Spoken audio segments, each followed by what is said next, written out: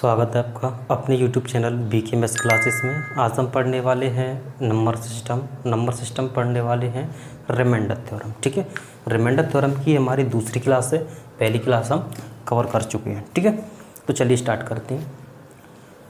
आज हम पढ़ेंगे सेकंड क्लास में फर्मेट्स थ्योरम के बारे में। क्या? फर्मेट्स थ्योरम के बारे में। फर्मेट्स थ्योरम होती क्या है? देखो, फर्मेट्स थ्योरम का एक डायरेक्टली फॉर्मूला होता है, वो होता है a की पावर p माइनस की 1/p। जहाँ पर p क्या है? p है एक प्राइम नंबर। p क्या है यहाँ पर? प्राइम नंबर, मतलब अभाज्य संख्या है। अभाज्य संख्या है। और a और p क्या है यहाँ पर? a, p शुड बी को प्राइम नंबर, यानी कि सह अभाज्य संख्या। क्या है? सहअभाज्य संख्या। सहअभाज्य संख्या कौन सी होती हैं? सहअभाज्य संख्याएं वो संख्याएं होती हैं जिनका HCF हमेशा एक आता है, जैसे कि 2 और 3। बताओ इन दोनों का HCF कितना है? एक आता है। ठीक है, 4 और 5, बताओ इसका HCF कितना आता है? एक आता है दोनों का HCF। यानी कि जिन दोनों संख्याओं का HCF एक हो वो हमारी संख्या होती है को प्राइम नंबर, यानी कि सहअभाज्य संख्या है।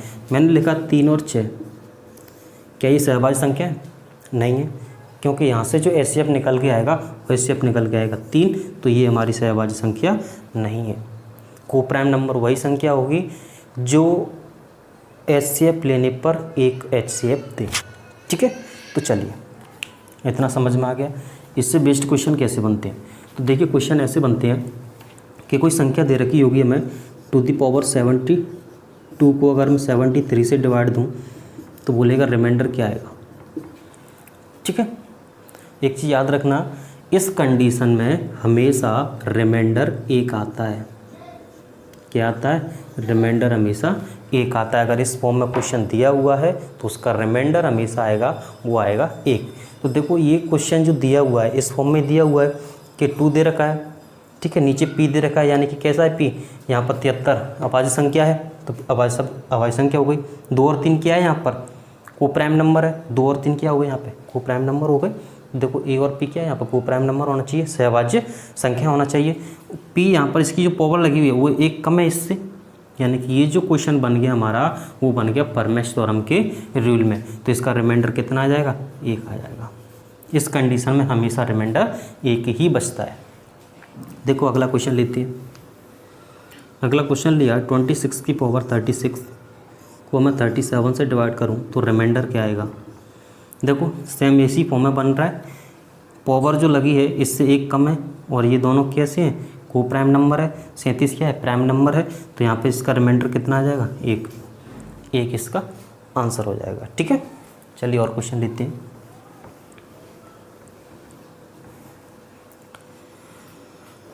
और क्वेश्चन दिया हुआ है हमें, ये क्वेश्चन दिया हुआ है। ठीक है, तुमसे डायरेक्ट क्वेश्चन नहीं पूछेगा कि ये से एक कम दे दे और यहाँ पर ये को प्राइम नंबर दे दे, नीचे वाला प्राइम नंबर दे दे। डायरेक्टली क्वेश्चन नहीं पूछेगा वो, क्वेश्चन इस तरीके से देगा। अब बताना है हमें इसमें कि इसका रिमाइंडर कितना आएगा। इसका रिमाइंडर कितना आएगा? तो पहली चीज़, हमको इस वाले क्वेश्चन को इस फर्मेट्स थ्योरम का जो रूल है, फॉर्मूला है, उसके अकॉर्डिंग लाना पड़ेगा। कैसे? 3^4/5 ये होना चाहिए था, तब तो हम बता सकते कि इसका रिमाइंडर एक आएगा। लेकिन इस फॉर्म में तो है नहीं, इस फॉर्म में है। तो को क्या करना है? इस वाली कंडीशन के लिए नीचे कितना है? 5 दिया हुआ है। 5 से एक कम आता है ना अपनी पावर, ये 5, यानी कि जो नीचे जिससे हम डिवाइड देते हैं उससे जो पावर रहती है वो एक कम रहती है। ठीक है, यानी कि इधर नीचे कितना है? 5 है, तो मतलब जिसकी 3 की पावर होगी वो कितनी होगी? एक कम होगी, यानी कि 4 हो गई। तो मैंने क्या किया, इसको 4 के ऐसे लिख लिया तोड़ के। अब क्या करना है हमें? 60 में डिवाइड देना पड़ेगा 4 से। कितनी बार जाएगा? 15 बार। बन गया कि नहीं बन गया? अब बताओ, इसका जो रिमाइंडर रहेगा वो कितना रहेगा? एक रहेगा। और एक की पावर कितनी बनेगी? 15। एक की पावर कुछ भी लगा लो, आंसर तो हमें एक ही मिलने वाला है। तो रिमाइंडर कितना आ जाएगा? एक आ जाएगा। ठीक है, चलिए एक और क्वेश्चन लेते हैं, बहुत ही अच्छा शानदार सा। देखिए, क्वेश्चन है 72 की पावर 85 को अगर मैं 29 से डिवाइड दूं तो रिमाइंडर क्या आएगा, ये है क्वेश्चन। 72 की पावर 85 को अगर मैं 29 से डिवाइड दूं तो रिमाइंडर क्या आएगा। देखो पहले हमें करना क्या है, इसको इस फॉर्मूले के अकॉर्डिंग डालना है। तो देखो कैसे, मैं क्या लिख सकता हूँ, 72 की पावर 28 अपॉन 29। इसका तो हमें पता है कि ये जो फॉर्म बनेगा हमारा, ये फर्मेश थ्योरम के अकॉर्डिंग बन गया। अब देखो हमें करना क्या है, इसकी पावर तो 85 लगी हुई है, तो हमें क्या करना है, इससे एक कम संख्या 28 है, तो 28 का डिवाइड देना है हमें 85 में। कितनी बार जाएगा, 3 बार। रिमाइंडर कितना बच गया, 1 बच गया। तो मल्टीप्लाई लगा के 72 की पावर 1 लगा देंगे, ठीक है। 72 की पावर 1 लगा देंगे। बताओ इसका जो रिमाइंडर निकल के आएगा वो कितना निकल के आएगा, 1 निकल के आएगा। तो कितना बन जाएगा, 72 और बच जाएगा यहाँ पे। तो 72 में हमें 29 से डिवाइड देना पड़ेगा, तो रिमाइंडर कितना आ जाएगा, 14। क्लियर हुआ, इतना समझ में आ गया। एक बार और समझ लो, 29 से 72 की पावर 85 में डिवाइड देंगे तो रिमाइंडर क्या आएगा। तो पहली चीज़ हमें करना क्या है कि 72 को लिखना है एज इट इज़, ठीक है। नीचे कितना है, 29 से डिवाइड देना है, एंड 29 से एक कम क्या है, 28 से डिवाइड देना है 85 में। कितनी बार जा रहा है, कंप्लीटली 3 बार जा रहा है। रिमाइंड कितना बच रहा है, उसको उसी संख्या को, उसी बेस को उठा करके उसकी पावर लगा दें, यानी कि एक रिमाइंड बच रहा है तो ये लगा दिया। हमें पता है कि इतने का रिमाइंडर तो हमारा 1 हो जाएगा। बच कितना गया, 72 बच गया, मतलब 72 में अब हमें 29 से डिवाइड देना है, तो 14 इसका रिमाइंडर आएगा। चलिए अगला क्वेश्चन लेते हैं, बहुत ही अच्छा। देखिए, टू दी पावर 14 को अगर मैं 5 से डिवाइड दूँ तो रिमाइंडर क्या आएगा। सेम वही प्रोसेस कि 2/5 लिखना है, 5 से एक कम कितना बनता है, 4, तो ये 4 लिख देंगे और कुछ तक लगा देंगे। अब क्या करना है, हमें 4 से 40 में डिवाइड देना है। कितनी बार जाएगा, 10 बार जाएगा। इसका रिमाइंडर कितना आ जाएगा, इस वाले क्वेश्चन का फर्मेश थ्योरम के अकॉर्डिंग 1 आ जाएगा। 1 की पावर 10, 1 ही बनेगा, तो 1 इसका रिमाइंडर बनेगा। क्लियर हुआ इतना। और एग्जांपल लेते हैं।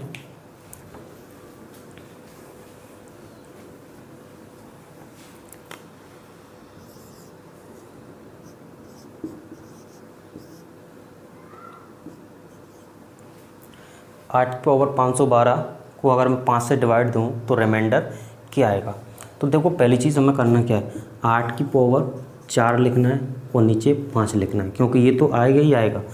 अब 4 से डिवाइड देना है इस वाली संख्या में, तो कितनी बार चला जाएगा ये कम्प्लीटली, मुझे लगता है कम्प्लीटली जा ही रहा है। कंप्लीट चला जाएगा तो मतलब रिमाइंडर कितना बचेगा, 1। नहीं तो डिवाइड देके देख लो, 4 एकम 4, 4 दूनी 8, 4 8 32, 128, यानी 1 की पावर 128 बनेगी। तो 128, 1 की पावर कुछ भी हो, हमारा आंसर 1 ही रहता है, ठीक है। चलिए अगला क्वेश्चन।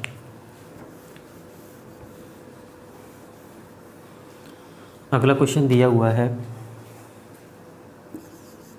20 की पावर 91 ले लो, अपॉन 19 से डिवाइड देने पर रिमाइंडर क्या आएगा, ठीक है। तो देखो पहली चीज़ हमें करना क्या है, 19 लिखना है और ये 20 लिखना है, और इसकी पावर हमें कितना लगा देना है, 18 लगा देना है। इससे एक कम लगानी है पावर, इससे एक पावर कम लगानी, 18 लगाना। 18 का डिवाइड तो इसमें 18 पंजे 90, 5 बार कंप्लीट चला गया, 1 बच गया। तो क्या करना हमें, बेस यही लेना है, 20 की पावर 1 लगा देंगे। देखो इतना जो निकल के आएगा, इसका रिमाइंडर कितना होगा, हमारा 1 होगा। तो बच कितना गया, 20 अपॉन 19, तो 20 में 19 से डिवाइड देंगे तो रिमाइंडर कितना आएगा, 1 इसका आंसर हो जाएगा। क्लियर हुआ। चलते हैं अगला क्वेश्चन करते हैं।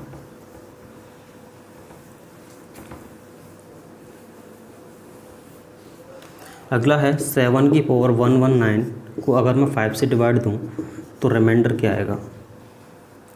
इस कंडीशन में रिमाइंडर क्या आएगा, देखिए रिमाइंडर निकालने के लिए क्या करें, पहले हमें क्या करना है, इसको फर्मेश थ्योरम के अकॉर्डिंग कन्वर्ट करना है। तो देखो 5 आ जाएगा और 7 की पावर 4 आ जाएगा। अब हमें करना क्या है कि 4 से डिवाइड देना है।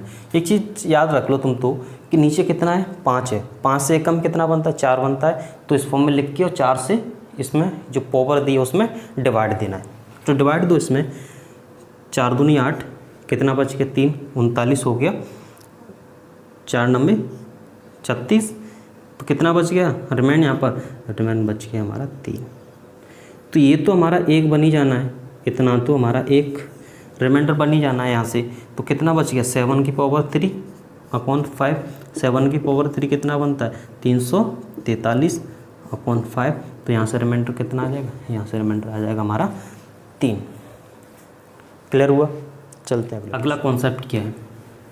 वैसे मैं डिविजिबिलिटी रूल में करवा चुका हूँ कुछ कॉन्सेप्ट रिमाइंडर थ्योरम के, लेकिन उससे बेस्ड हम और क्वेश्चन ले लेते हैं। जैसे कि मैंने लिखा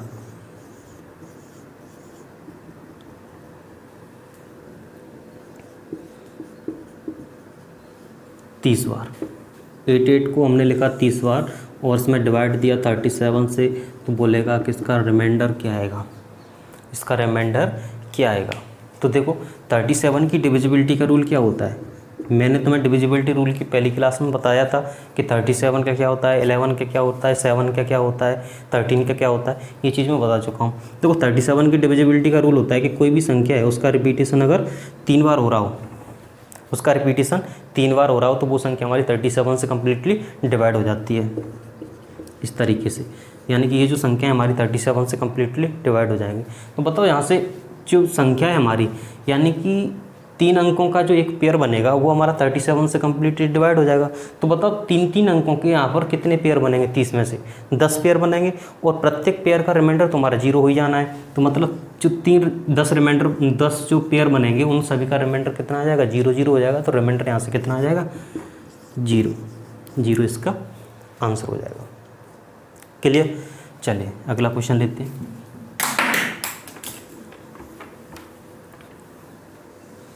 अगला क्वेश्चन दिया हुआ है हमें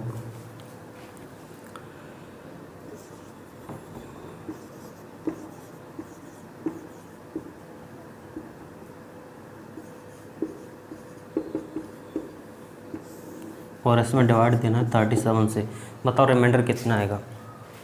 हमें पता है कि प्रत्येक जो 3 अंकों का पेयर है उसका रिमाइंडर तो हमारा 0 हो ही जाना है। तो इसमें 3 के कितने पेयर बनेंगे, 30 पेयर बनेंगे और 30 पेयर का रिमाइंडर कितना हो जाएगा, 0 हो जाएगा। तो यहाँ से रिमाइंडर कितना आ जाएगा 0, ये इसका आंसर हो जाएगा। चलिए अगले क्वेश्चन की ओर। अगला क्वेश्चन दिया हुआ है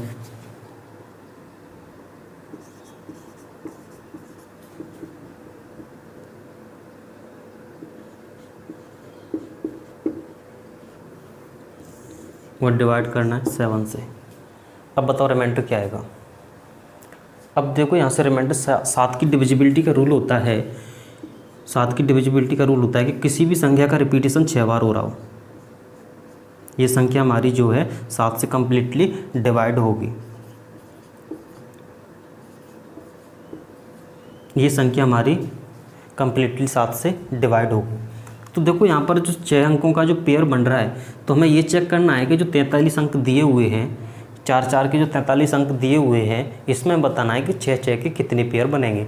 तो बताओ 6 के इसमें कितने पेयर बनेंगे। हमें पता है कि 6 का जो जाएगा पेयर, 7 पेयर में हमारे कितने अंक कवर हो जाएंगे, 42 अंक कवर हो जाएंगे। तो लास्ट में बच कितना जाएगा, लास्ट में केवल 1 4 बचेगा, क्योंकि 42 अंक तक हम 6 के पेयर में कवर कर चुके होते हैं 42 अंक को। अब बच कितना गया, लास्ट में 1 अंक बच गया 4, और 4 को अगर मैं 7 से डिवाइड करूँगा तो रिमाइंडर यहाँ पर जो निकल के आएगा वो आएगा हमारा 4। क्लियर हुआ इतना। चलिए एक और क्वेश्चन लेते हैं।